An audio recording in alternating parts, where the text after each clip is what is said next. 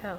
Award-winning author Anita Higman has 24 books published, several co-authored for adults and children, and has been honored in the past as a Barnes & Noble Author of the Month for Houston. She's also written for radio, television, e-zine, advertising, has a BA degree combining speech communication, psychology, and art from NSU, and she is a member of American Christian Fiction Writers. Welcome to Writer Interrupted. Thank you very much. Glad to be here. Tell me a little bit about your family and your call to write. Well, I started writing actually when my family was very young. In fact, when they were just babies. And so the call has been for a very long time.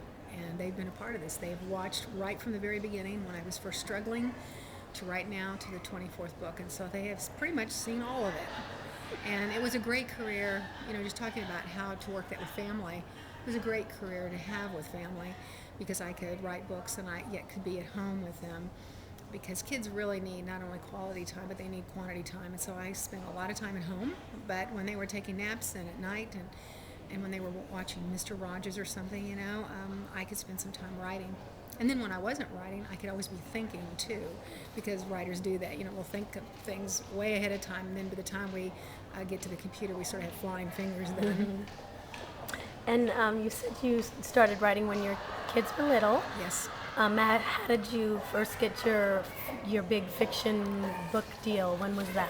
Well, actually, I have kind of done it the wrong way. I have written in a lot of different genres. So the first book deal was really a small deal, and so I have written gift books and books of one-act plays and inspirational nonfiction for women and cozy mysteries and just all sorts of different kinds of books.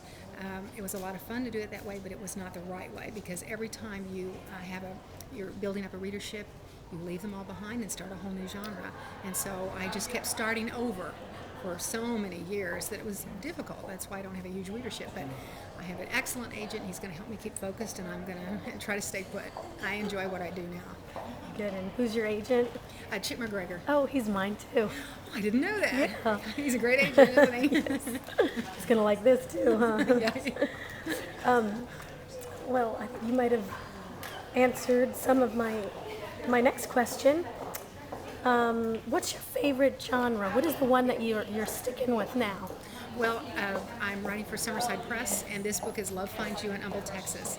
And even though it's considered romantic fiction, Christian fiction, I think it's a little bit of women's fiction too, because it's not really just straight romance. It's a story of two sisters who fall in love with the same man, and they're very, very close. But it's also a story about the two sisters and what they have to work through in order to come to terms with all of this.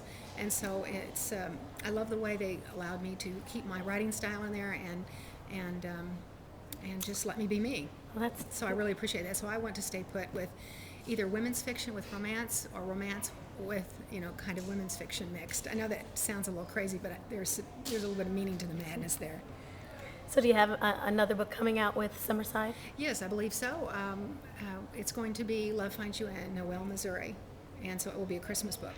Although the actual town name is pronounced Noel, but it is also sort of a Christmas Ozark town, and so hopefully readers will like a Christmas book.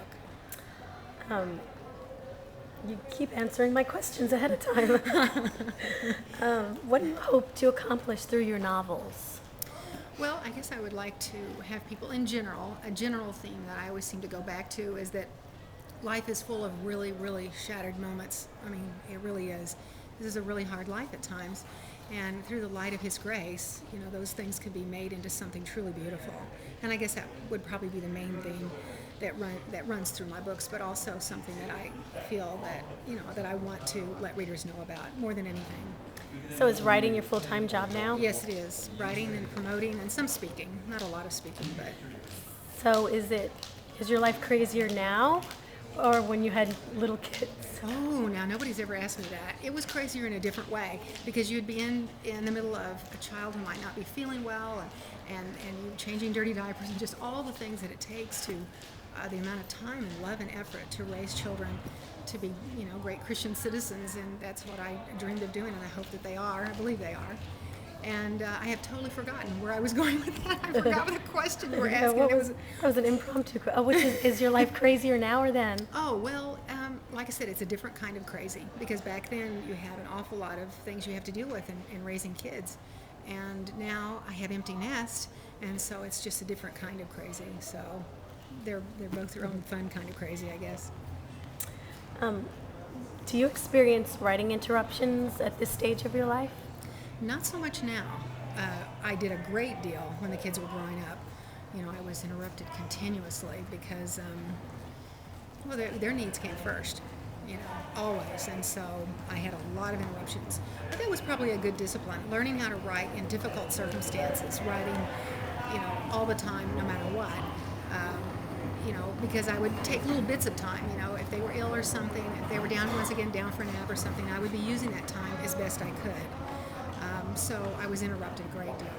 Right now, the last time I was interrupted in a major way was Hurricane Ike. My husband and I were in Australia, and I was working, editing on a novel while I was in Australia, and then Hurricane Ike came through Houston and destroyed my office. So when I came home, I had a deadline, and I had an office in total disarray, and trying to make all that right. So that was a major disruption when I was trying with a tight deadline. So I don't want to do that again. No more. Well, chances are not good it'll happen again.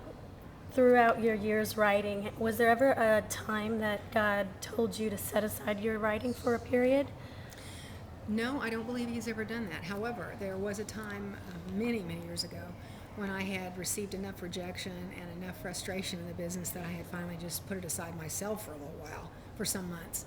But then I drifted back to it because I don't know, I'm just a writer. I was sort of born to write, so I feel called to do that. So what advice would you give another mom who's in maybe right now in your situation you were years ago with little kids and struggling to write and to find time and to find that balance, and what advice would you give them? Well, as the old saying is, God first, family second, and writing third, career third. And it really needs to be that way. And that is hard to find that balance. But it'll be worth it in the end. I want to encourage moms to do that, to always, you know, put their family before their career, no matter what the career is, whether it's writing or anything else. Because the kids, you'll notice that as they grow up. They'll know their love. They know that you wanted to spend time with them. You didn't just have them and kind of shuffle them off somewhere and hope they would kind of grow up on their own. You know, you really want to spend time with them as a mom, and you want to watch them grow up and help them in every way that you can. And so by putting them before your writing, you will never regret that, ever. So did that come easy for you? Or Well, there were frustrating times when I thought, you know, when it's the 5th or 10th poopy diaper for the day, I remember you think, wow, I could use a creative outlet right now. But you get through those times, you know, and they gradually grow up and they start talking to you, and then, you know, it's a lot of fun when they start talking. yeah, I think the hardest balance for, I guess, moms whose kids are older is knowing when the kids can be by themselves and take care of themselves while mom's working, and when you need to be there for them, because I think that's the hardest thing to balance. Yes, it is. It is and I'm sure it is for every mom to find that balance. Is there anything else you'd like to share? Well, just for all those out there who've always dreamed of writing, you just cannot give up the dream. You have to read all that you can, write every day, discipline yourself to write every day. Don't wait for inspiration, because a lot of times it won't come to find you. You have to just, you know, put your bum in the chair, and you've got to put in your time. And hopefully that won't be a struggle. Hopefully, if you really are a writer and you want to be, that won't be a torture. That'll be pure pleasure to stay there and, you know, be with your characters. So I would say read and write and network and have fun with it. Great, thank you, Anita. Thank you very much.